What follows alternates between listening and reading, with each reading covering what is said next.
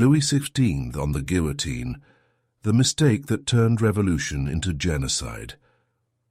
The winter of 1793 did not arrive in Paris with the usual grace of falling snow. Instead, it came as a biting, iron-grey shroud that wrapped itself around the throat of the city. In the heart of this frozen landscape stood the Temple, a medieval fortress of thick stone and narrow windows that had once belonged to the Knights Templar. Inside its damp walls, a man sat by a flickering candle, staring at the shadows dancing across the floor. This man was Louis XVI, but the world no longer called him that.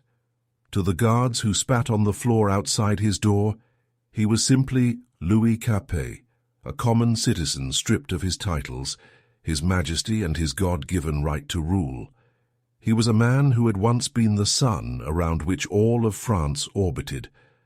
At Versailles, his every waking movement had been a choreographed ritual of state. Now his world had shrunk to a few cold rooms and the rhythmic pacing of revolutionary soldiers.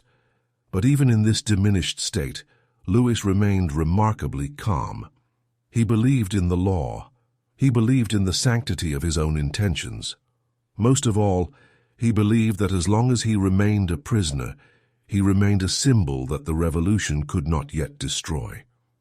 He was playing a calculated game of patience, convinced that by acting the part of the constitutional martyr, he could weather the storm of the National Convention's judgment and eventually reclaim a crown that he believed was his by divine decree. But what Louis did not know as he sat in that silent room was that the ground beneath him had already vanished. His fate was not being decided by the speeches of Robespierre or the fury of the Parisian mobs. It was being decided by a hidden void within a wall in the Tuileries Palace. While the king prayed for a miracle, the revolution had just found a ghost. This ghost was made of paper and ink, hidden behind a panel of iron. It was the revelation of the armoire de fer, the secret iron chest, and it was about to transform a political trial into a ritual of blood. The mistake Louis had made was not just in losing his power, it was in leaving behind the evidence of his double life. He had been pleading for peace in the streets of Paris, while whispering for war in the corridors of foreign empires, and in the eyes of a starving, paranoid nation, that was not just a political error. It was a mortal infection that had to be cauterized by the blade of the guillotine. To understand how the King of France ended up shivering in a prison cell, waiting for a locksmith to betray his final secrets, one must look back at the crumbling facade of the old regime. For centuries, the Bourbon kings had ruled with an authority that was unquestioned because it was seen as an extension of God's will. But by the late 1780s, that divine mandate was being strangled by the very real problems of bread and debt. France was bankrupt, its coffers drained by wars in America, and the extravagant lifestyle of the nobility. The people were hungry. A single loaf of bread cost more than a week's wages, and while the peasants ate grass to survive, the lights of Versailles burned bright with the glow of 1,000 candles. Louis XV was not a cruel man by nature.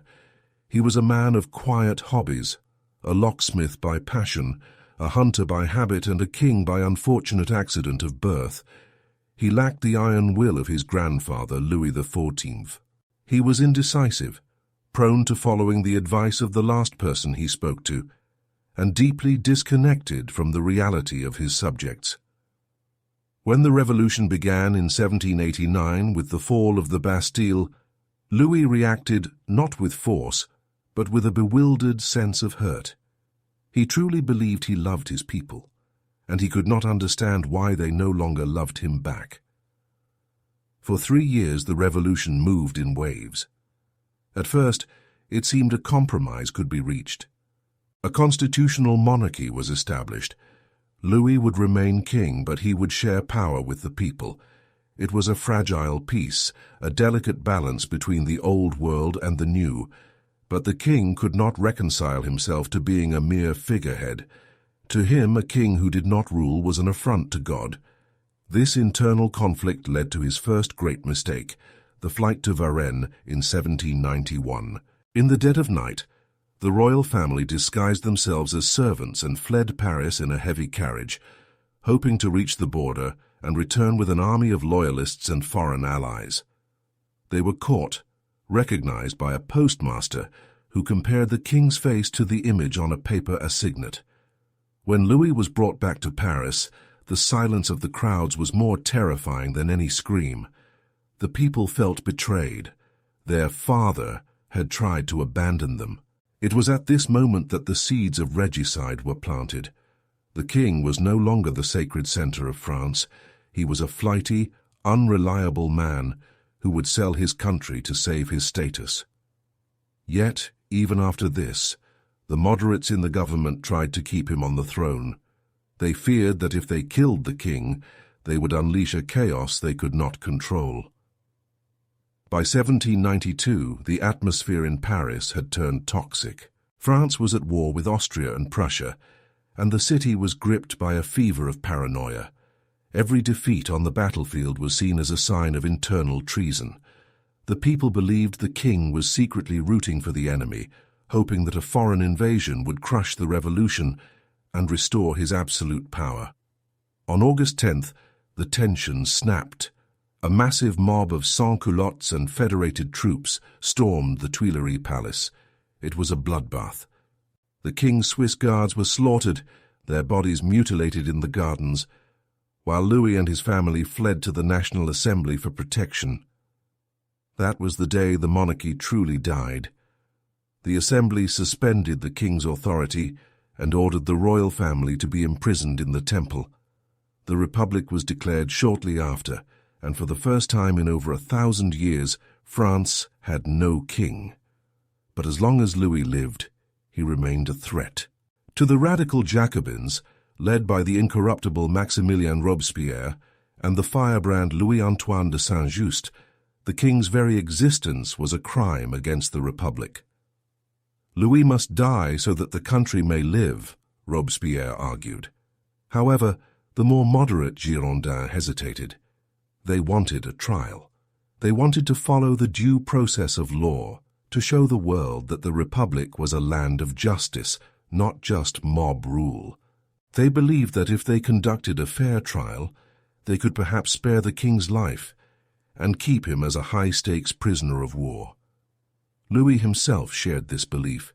He spent his days in the Temple preparing his defense with the best lawyers in France. He planned to argue that under the Constitution of 1791, the person of the king was inviolable. He could not be tried for his political actions. He believed he was safe behind a wall of legalities. But while the lawyers prepared their arguments, a different kind of preparation was happening back at the looted Tuileries Palace. On November 20th, 1792, the Minister of the Interior, Jean-Marie Roland, was approached by a man named François Gamin. Gamin was a master locksmith who had worked closely with Louis XVI for years. The king had trusted him, treating him almost as a friend during their hours spent at the forge. But Gamin was a man of the new era, and perhaps he was a man of fear. He told Roland a secret that would change the course of history. He revealed that back in May 1792, the king had ordered him to construct a secret iron chest, the armoire de fer, and hide it behind a wainscot panel in a narrow corridor near the royal bedchamber. Gamin had installed it himself, and he alone knew its location. He led the revolutionary officials to the palace, pointed to the wall, and watched as they pried away the wood to reveal the iron door. When the chest was opened, it was not filled with gold or jewels. It was filled with something far more dangerous, the king's private correspondence. Inside the chest were hundreds of documents. There were letters to Mirabeau, the great hero of the early revolution, proving that he had been secretly in the pay of the king. There were letters to financiers, to counter-revolutionary agents, and, most damningly, to the Austrian Empire. The papers revealed a systematic double game. While Louis was publicly swearing to uphold the Constitution, he was privately funding secret agents to undermine the government. He was communicating with the very enemies who were currently marching toward Paris with the intent of burning the city to the ground. The discovery of the armoire de fer was a psychological explosion. It was the smoking gun that the radicals had been praying for.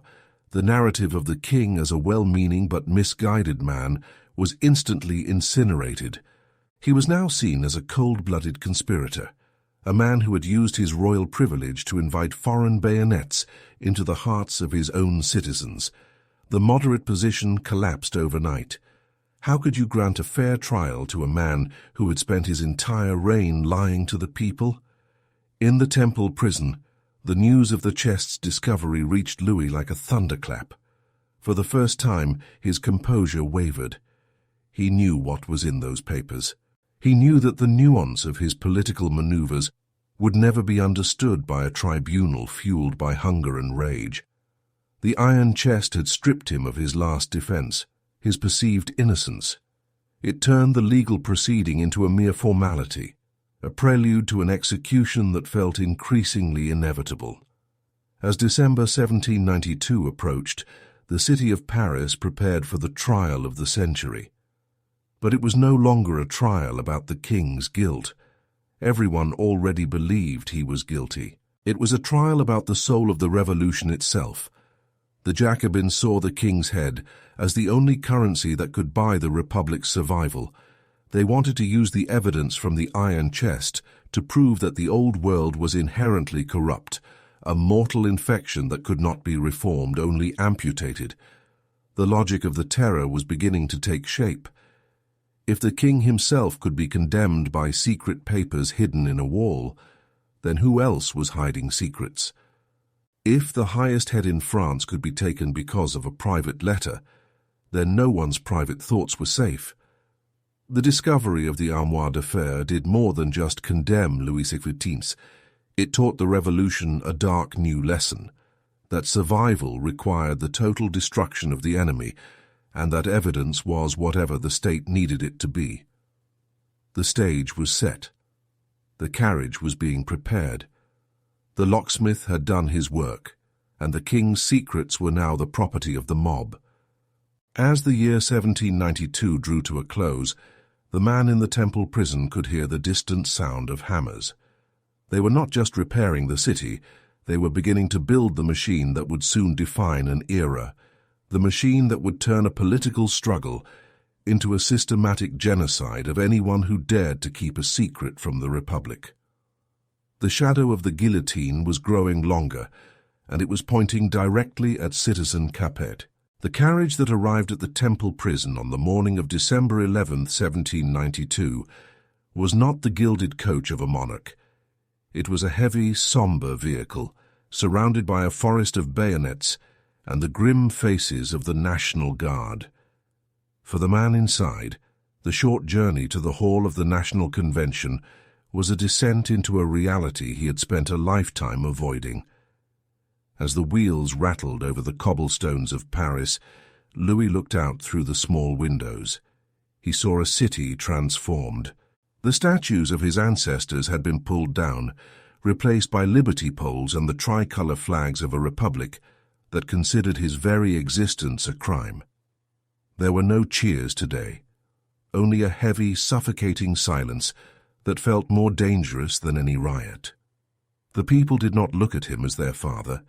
They looked at him as a specimen, a relic of a dead world that had been dragged out into the light to be dismantled. When Louis entered the hall of the convention, the air was thick with the smell of damp wool, cheap tobacco, and the palpable electricity of history in the making. Hundreds of deputies sat in the tiered benches of the manège, their eyes fixed on the man who had once held the power of life and death over every person in the room. He was dressed simply, his beard slightly overgrown, his eyes tired but clear. For a moment, the room was silent. It was the silence of a nation holding its breath, realizing that the bridge back to the past was being burned in real time. Then the voice of Bertrand Barrère, the president of the convention, sliced through the quiet. "Louis," he said, omitting every title and honor, "the French nation accuses you." The list of charges was long, a litany of betrayals, from the early days of the Revolution to the blood spilled at the Tuileries. But the shadow that hung over the entire proceeding was the iron chest. Every deputy in that room knew about the papers found in the wall of the palace. They knew that while they had been debating the future of France, the king had been writing letters to the enemies of the state. As the trial progressed, Louis was forced to confront the evidence. When shown the documents from the armoire de fer, he did something that many in the room found unforgivable. He lied. He looked at his own handwriting, at letters he had signed and sealed with the royal crest, and he claimed he did not recognize them. "I have no knowledge of this," he said, his voice steady but hollow. "This is not my hand." In that moment, the last shred of his royal dignity began to dissolve into a pathetic desperation. Inside his mind, Louis was not lying to save his life. He was lying to save his self-image. He truly believed in the quiet, dark corners of his soul that his secret negotiations were not acts of treason, but acts of a father trying to protect his children from their own madness. He saw himself as the only one who understood the true France, a France that needed a king to keep it from devouring itself. He believed that by inviting foreign armies to intervene, he was merely restoring order to a house that had been set on fire by vandals. To him, the papers in the iron chest were not evidence of a crime. They were the blueprints for a restoration that he still believed was inevitable. He could not admit to the letters, because to admit to them would be to admit that he had played a double game, and Louis XVI could not bear to be anything other than the misunderstood martyr. But the Jacobins, led by the cold, razor-sharp logic of Maximilien Robespierre and the young, fanatical Saint-Just, were not interested in the king's internal justifications. For them, the iron chest was the ultimate proof of a deeper truth, that a king is, by his very nature, an enemy of the people. Saint-Just stood before the convention, his voice high and clear, and uttered words that would haunt the revolution for years to come. "I see no middle ground," he declared. "This man must reign or die. You cannot judge a king according to the laws of the land, because he was never part of the land. He is a stranger, a combatant, a rebel. No one can reign innocently." This was the turning point.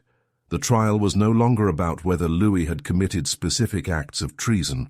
It was about whether the Republic could exist while he breathed.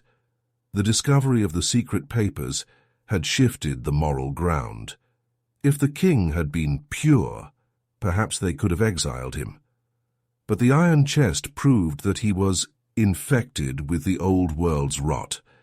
And if the king was infected, then anyone who had ever supported him, anyone who had ever corresponded with him, anyone who had ever shared his doubts, was also a carrier of that infection. The logic of the guillotine was being forged in the heat of this debate. The trial of Louis XVI was the laboratory where the Jacobins perfected the rhetoric of public safety over individual justice. As the days turned into weeks, the atmosphere in Paris grew more feverish. The Girondins, the moderates who had once hoped to save the king, found themselves trapped. The secret papers had implicated some of their own heroes, like Mirabeau, who was revealed to have been a paid informant for the crown. The fear of being seen as complicit began to paralyze the assembly. Every deputy knew that the eyes of the sans-culottes were on them. Outside the hall the mobs gathered, chanting for the death of the tyrant. The iron chest had turned the king into a symbol of all that was hidden, all that was conspiratorial, and all that was dangerous. To vote for his life was now seen as a vote for the very secrets that had nearly destroyed the revolution. Louis, back in his cell at the Temple, began to realize that the legal wall he had built around himself was crumbling. He spent his evenings reading the history of Charles I of England, the only other monarch to face such a trial. He looked for parallels, for a way out, but the more he read, the more he saw his own reflection in the doomed English king. He began to prepare his soul. He spent hours in prayer, seeking the comfort of the God who had supposedly given him his crown. In these moments of solitude, the king's humanity finally began to overshadow his royal persona. He worried about his son, the young Dauphin, and his wife, Marie Antoinette, who was being held in a separate part of the prison. He wrote his will, a document that was remarkably free of bitterness, full of forgiveness for those who were about to kill him. But while the man was finding peace, the city was finding only more rage. The discovery of the letters had created a vacuum of trust. If the king could lie so effectively for so long, who else was lying? The search for more iron chests began in the minds of the people. Every basement, every wall, every private desk became a potential site of treason. The trial of Louis XVI was transforming the revolution from a quest for liberty into an inquisition of the heart. The deputies were no longer just judges. They were exorcists, trying to cast out the spirit of the monarchy by shedding the blood of the monarch. The final vote was scheduled for January 15, 1793. The tension in the hall was so thick it felt like a physical weight. Each deputy had to climb the tribune and announce his vote out loud in front of the entire convention and the galleries filled with the shouting public. It was a test of courage and a test of fanaticism. For 72 hours the votes were cast. Guilty, they said one after another. On the question of the death penalty, the margin was razor thin. Some voted for death with a heavy heart, believing it was a tragic necessity. Others, like the king's own cousin Philippe Égalité, voted for death with a chilling coldness, a betrayal that supposedly hit Louis harder than any other. When the final tally was announced, 361 for death, 360 for other punishments, the fate of the king was sealed by a single vote. But in reality, he had been dead since the moment the iron chest was opened.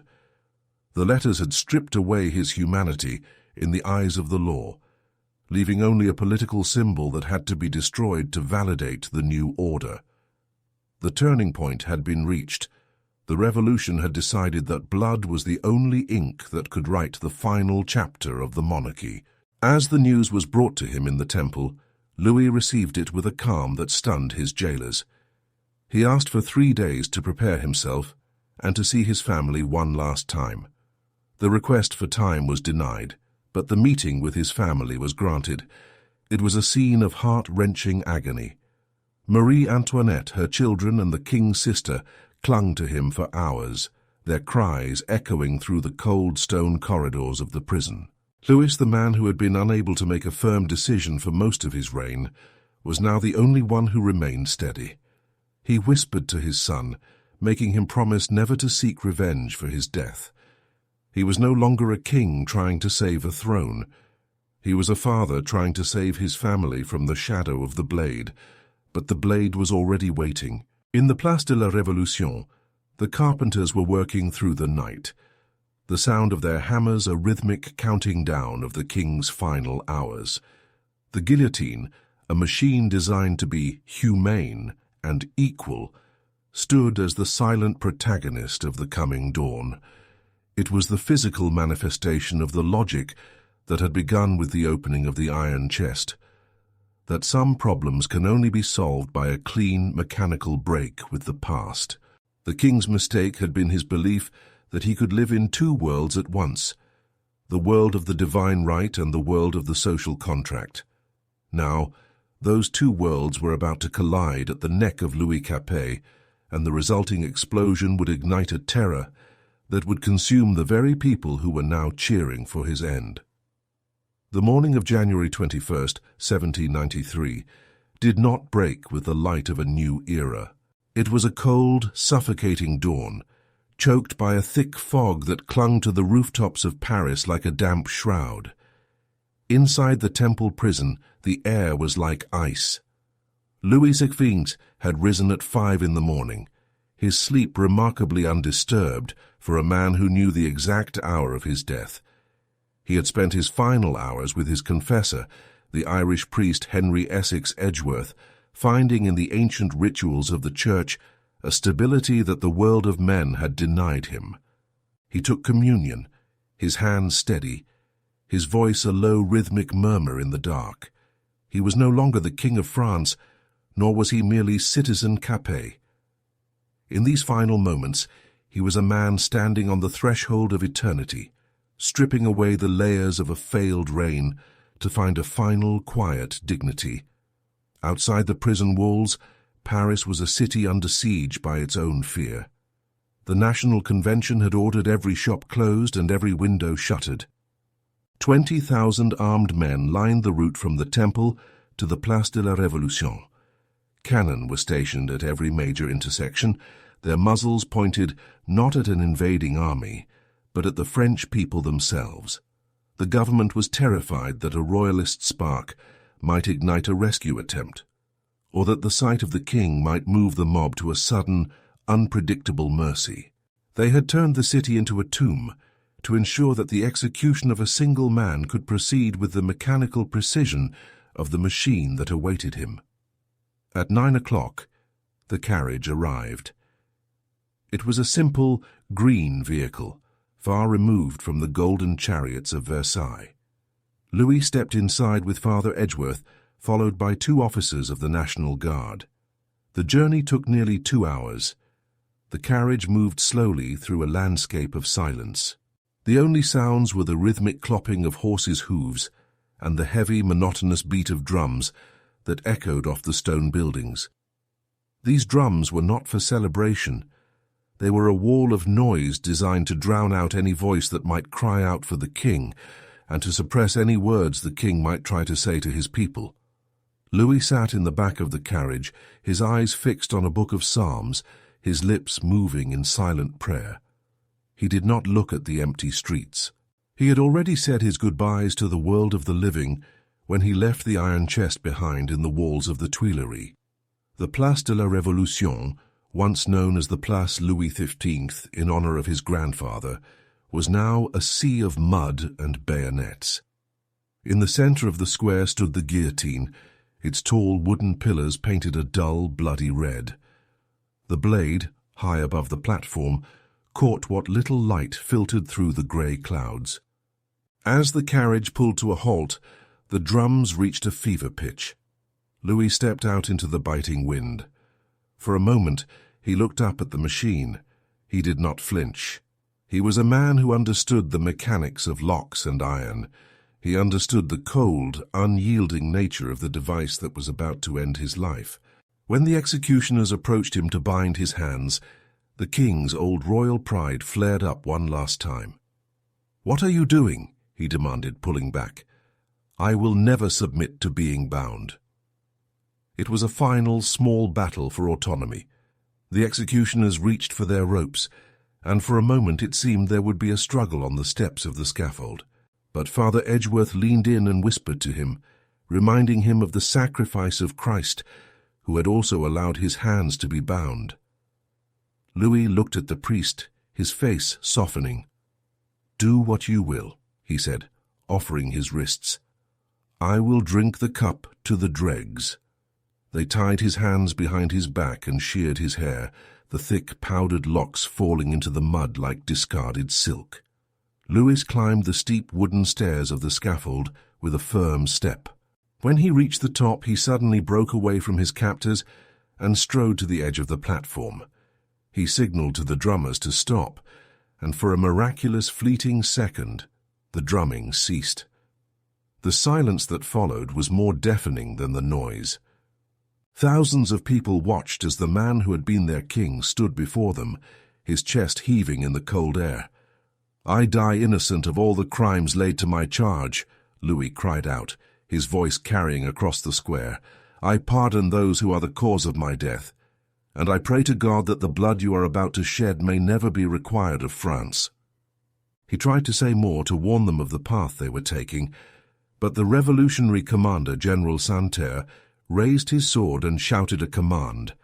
The drums erupted again, a thunderous wall of sound that swallowed the king's final words. The revolution would not allow the past to speak. The executioners seized him and dragged him toward the wooden plank.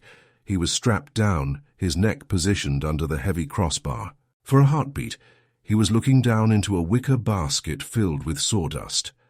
The heavy cord was pulled. The blade fell. There was a dull, heavy thud that seemed to vibrate through the very ground of Paris.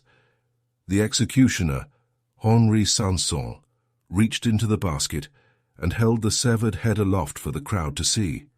For a long, agonizing moment, there was no sound. Then a single cry broke the tension. "Vive la République!" The cry spread like a wildfire, a roar of relief and triumph that shook the square. People broke through the lines of guards, rushing toward the scaffold. They dipped their handkerchiefs, their pikes, even their fingers into the blood that seeped through the floorboards. They believed that by touching the blood of the king, they were baptizing the new republic, washing away the stains of 1,000 years of monarchy. But the death of Louis XVI was not the end of the violence. It was the birth of a much darker era. The mistake of the iron chest, the discovery of those secret papers, had taught the Jacobins a terrifying lesson. They had learned that the only way to protect the virtue of the revolution was to eliminate anyone who held a secret, anyone who harbored a doubt, and anyone who represented the old world. By killing the king based on private correspondence, they had established the precedent that privacy itself was a form of treason. The execution of January 21st was the original sin that authorized the Great Terror. Within months, the same guillotine that had taken the king's head would begin a systematic harvest of the French people. The revolution, which had begun with dreams of liberty and the rights of man, transformed into a cold, mechanical genocide of enemies of the people. The logic was simple and brutal.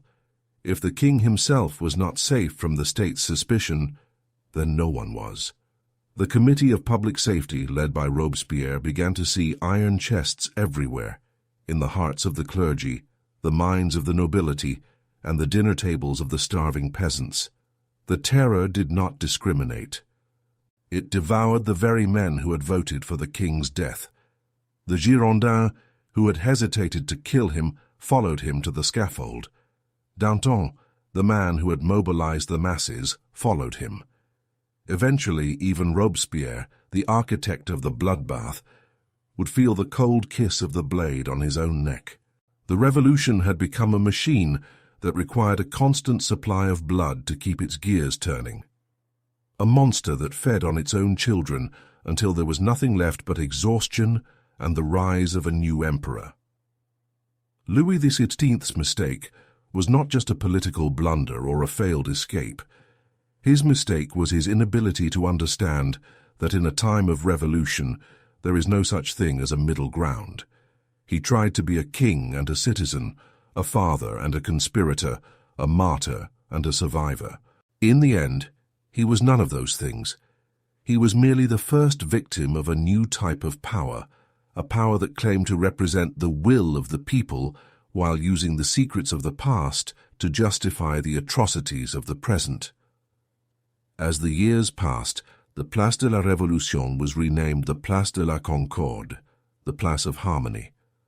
The blood was washed away, the guillotine was dismantled, and the stones of the Temple prison were used to build bridges across the Seine. But the shadow of January 1793 never truly left France. The discovery of the Armoire de Fer remains a haunting reminder of the fragility of truth in the face of fanatical ideology.